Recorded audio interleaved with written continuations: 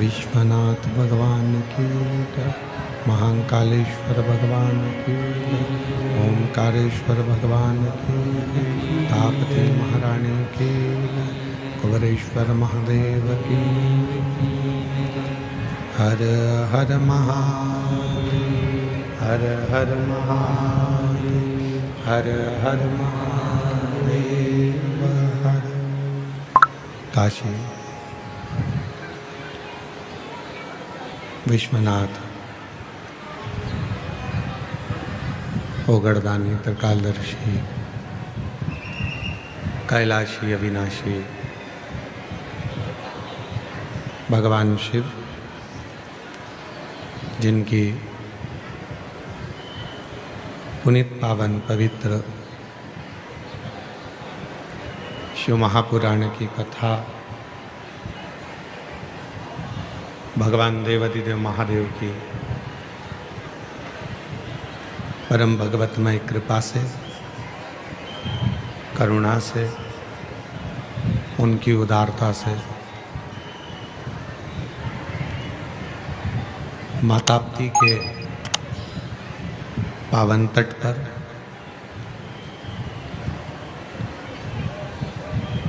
भुसावल नगर के यावल क्षेत्र में ये पवित्र पावन शिव महापुराण की कथा श्रवण करने का सौभाग्य प्राप्त हुआ है। बड़े भाग्यशाली हैं सभी शिव भक्त जो भगवान शिव की परम कथा माताप्ती सूर्यपुत्री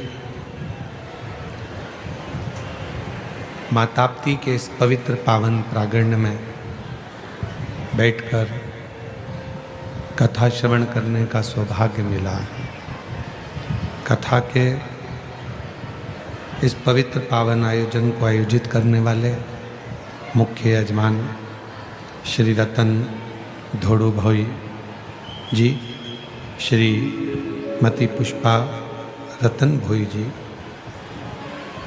श्री विजय रतन भोई जी, श्री कृष्णा विजय भोई जी, श्री अजय रतन भोई जी, श्रीमती शीतल अजय भोई जी, भोई परिवार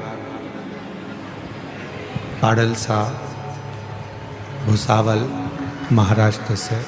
एक बार यजमान परिवार के लिए जोरदार ताली बजाकर उनका साधुवाद, वंदन, अभिनंदन, जिन्होंने इस पवित्र दिव्य आयोजन को आयोजित किया और ये पवित्र कथा आप और हमको श्रवण करने का सौभाग्य प्राप्त हुआ। कथा के मंडप में विराजमान पूर्व में जिन्होंने जलगांव में कथा का दिव्य आयोजन करवाया, श्री वर्मा जी, उनको भी बहुत बहुत साधुवाद देता हूँ। कथा मंडप में ही विराजमान एरंडोल वाले काबरा जी, जो तीर्थों की कथा में निरंतर यजमान पद ग्रहण करते हैं, एवं सभी शिव भक्त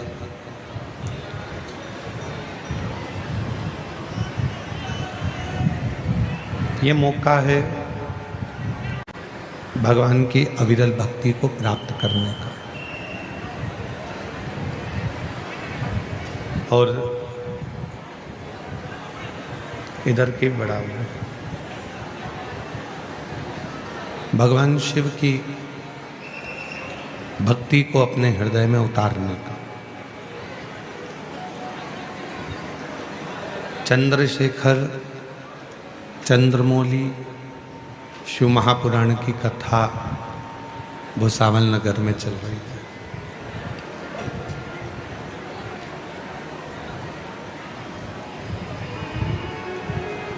जिसने हमेशा संपूर्ण विश्व को औषधि दी है, ऐसे भगवान श्री चंद्रदेव और उन चंद्रदेव को भी एक दिन औषधि की जरूरत पड़ जाती है। शिव महापुराण की कथा कहती है, भगवान शंकर का पवित्र चरित्र कहता है, शिव पुराण कहती है, छोटा हो बड़ा हो, गरीब हो अमीर हो, कोई भी जीवन में किसी की भी जरूरत कभी भी कहीं पर भी पड़ सकती। इसलिए शिव महापुराण की कथा बार बार कहती है कि किसी को हल्का ना समझे, किसी को कमजोर ना समझे। शिव महापुराण की कथा कहती है, आप दूसरे को भी हल्का ना समझे और अपने आप को भी हल्का ना समझे। आप दूसरे को भी कमजोर ना समझें और अपने आप को भी कमजोर ना समझें।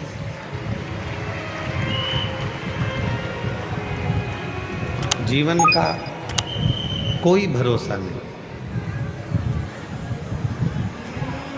ये मानव की जिंदगी, मानव का जो जीवन है, मानव का जो जीवन है, कब कहाँ किससे काम पड़ता है, कोई भरोसा नहीं।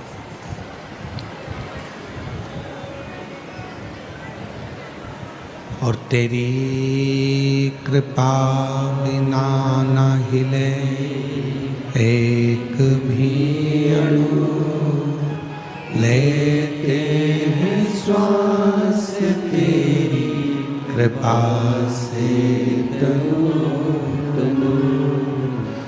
बखान क्या करूं मैं राखों के ढेर का, चपटी भगोत में है खजाना कुबेर का। हे गंगाधर मुक्ति द्वार ओमकार तू भोले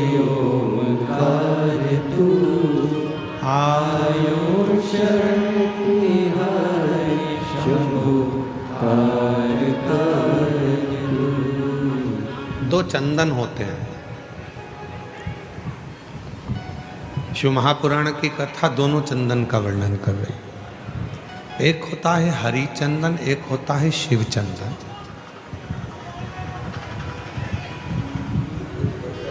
और दोनों चंदन बहुत कठिनता से नहीं बनते। पूर्ण समर्पण के साथ में ये दोनों चंदन का निर्माण होता है। हरि चंदन तुलसी अपने आंगन में रहती है। तुलसी का पौधा जब सूख जाता है तो तुलसी की जो लकड़ी होती है उसको घिसकर पानी में भगवान को लगाया जाता है। वो चंदन हरि चंदन कहलाता है। और कोई बेलपत्र का वृक्ष जब सूख जाता है और उसकी जो लकड़ी होती है उस लकड़ी को घिसकर जो चंदन बनाया जाता है और शिव को लगाया जाता है उसको शिव चंदन कहते हैं। और दोनों चंदन अपना अपना कार्य करते हैं।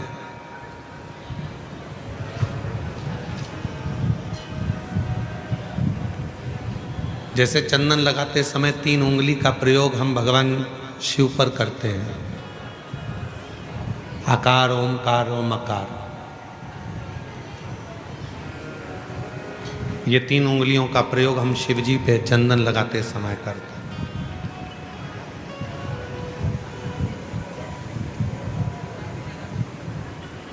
शिव चंदन एक ऐसा चंदन, जब कोई बेलपत्र की लकड़ी, कोई बेलपत्र का पेड़ जब सूखता है तो उसकी छोटे से लकड़ी को हम अपने घर में रखकर उसको घिसकर शिव जी को इन 3 उंगलियों से चंदन को लगाते हैं। आकार, ओमकार और मकार, तीनों। पर इन 3 उंगली को जब हम लगाते हैं और 3 उंगली से जब हम त्रिपुंड बाबा का लगाते हैं तो उसमें जो नीचे की उंगली है मकार, जो नीचे की रेखा है मकार, हम जब चंदन लगा रहे हैं तो नीचे की जो रेखा है, एक कोई फोटो आया है,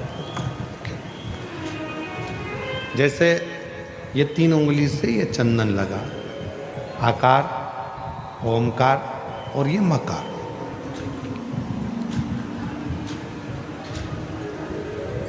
अब दुनिया की दृष्टि में लोगों को लगता है कि चंदन की लकड़ी से जो हमने चंदन लगाया वो भी श्रेष्ठ है, पर बेलपत्र की लकड़ी से जो हम चंदन लगाते हैं, चंदन घिसते हैं और वो भगवान शिव को लगाते हैं, उसमें जो ये मकार वाली रेखा है, जब हम 3 उंगली लगाते हैं तो नीचे की जो मकार की रेखा है उस रेखा का थोड़ा सा चंदन, यदि कितना भी बीमार व्यक्ति है उसके कंठ में अगर वो चंदन मकार की रेखा का थोड़ा सा चंदन उसके कंठ पर लगाना प्रारंभ कर देते हैं तो 15 दिन में वो पलंग पर से उठकर बैठना प्रारंभ कर देता है, कितना भी बीमार क्यों। आकार, ओमकार और मकार, 3 रेखाएं